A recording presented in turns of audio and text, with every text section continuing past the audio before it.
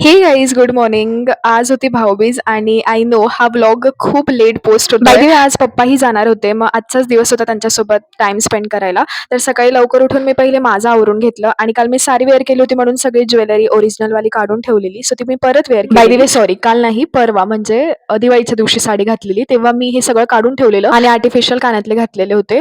So मी ना रेग्युलरसाठी original jewellery घालणंच prefer करते, कारण ओरिजिनल इज अ बेस्ट यार.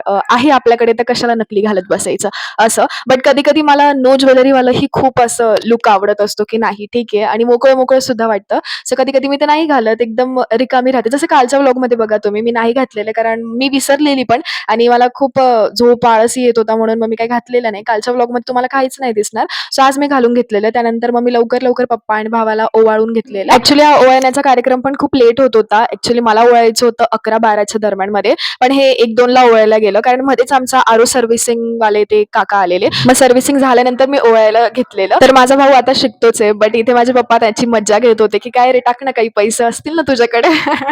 पण त्याच्याकडे काहीच नव्हते, सो तेच त्यांची गंमत चालू होती. मग त्याच्या वाटचेही पैसे पप्पानीच देऊन असा तो कार्यक्रम झालेला.